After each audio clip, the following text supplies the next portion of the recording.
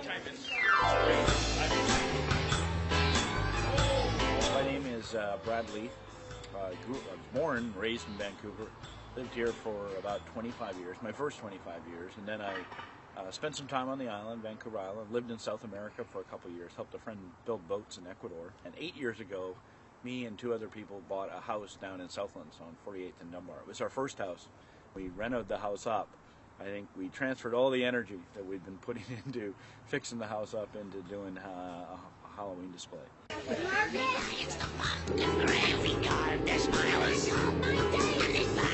I had this sense, I guess, I instilled by my parents, or I don't know, picked it up from just the general culture that when you own a house, you shovel the snow in the winter and you keep your lawn cut and tidy and maybe do a garden. And at Halloween, you have some candy ready and you put out a bit of display for the kids. The next year, I decided I wanted to create a big display in our driveway. We had a gravel driveway and we had a lot of old wood lying around, so I screwed it together in crazy pieces and made some ad hoc tombstones.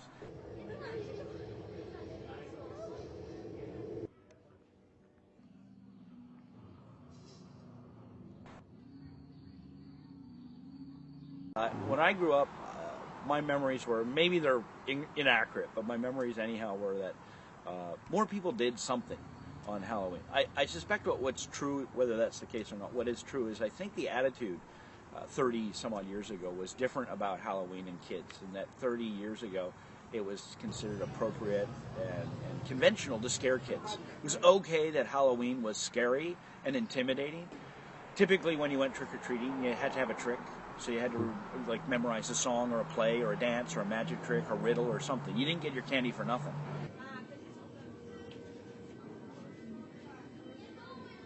What we discovered was actually Gideon, my roommate, who was from England with no background in Halloween.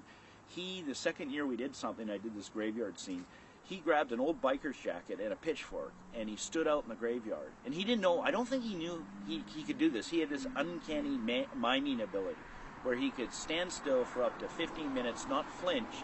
And what happened was parents would bring their kids by for trick-or-treats and they'd look at the display and they'd send the kids up to the front door and they'd wait at the edge of the driveway. And Gideon would spook the parents. And then other adults would walk by and watch the adults getting spooked. So what originally was intended by me as something for the kids ended up becoming kind of like an entertainment for adults. They stood in line on the garden path like the 7 heads of a dark bloodbath. They grinned in wait, and I called my dad. And they jumped in fright because they were not brave. In 2006, Gideon, my other roommate, Sikora, decided, let's go whole hog. We decorated the entire front of the house.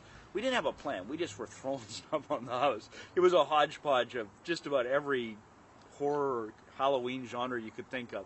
Nothing was organized. We just kept throwing stuff on the side of the house. And more cars and more people kept streaming by. And that year, 2006, a woman came up to us and said, where's your donation box? And I said, what do you mean, ma'am? Halloween, kids come collect money, UNICEF, whatever. We'll have loonies. She goes, no, you should have a donation box. You guys could raise money. So that night, right after we shut down, I went upstairs and did a bunch of research and was Googling Halloween and donations and stuff and came across the Professional Firefighters Burn Fund and how that was a traditional time of year for them to raise money. Particularly we were interested in, they put on a summer camp for kids every year. Yeah. And so we chose that. I liked the idea that it was a local charity and that it had something to do with kids. And without even trying that year, we raised $5,000. And the charitable donations every year we've done this have just jumped up exponentially. It went from 5 to 10 to 20 to 30 to 40, and last year we raised $68,000. We've always chosen 3 charities. We've changed them a little bit. For the last 3 years, though, it's been the BC Firefighters Burn Fund. We stuck with them, the Vancouver Police Union Charity Foundation, and the Lower Mainland Christmas Bureau. What I like about this is it gives me a direct outlet, a direct opportunity to engage with the community, put on a fun community event, and raise money for charity. As the night rolled on, all the children came and they told their jokes and they showed their brains. They danced for treats, apples, nuts, and sweets, and we filled their bags with nice things to eat. But they turned around and they saw the grave. We're open. We've been open since the 14th. We're running to the 31st. That's Halloween night. Sunday to Thursday, we're open from 7 to 10. Every night we have live actors, upwards to 20 live actors.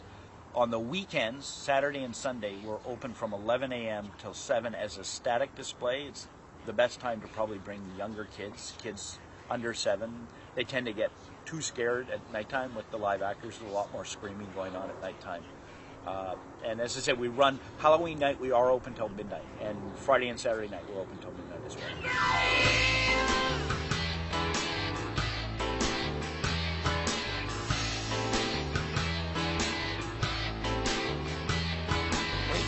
But dead until after 2, then the air ran out and we all went blue. We unlocked the doors, what a thing to do, and we ran outside but without a clue.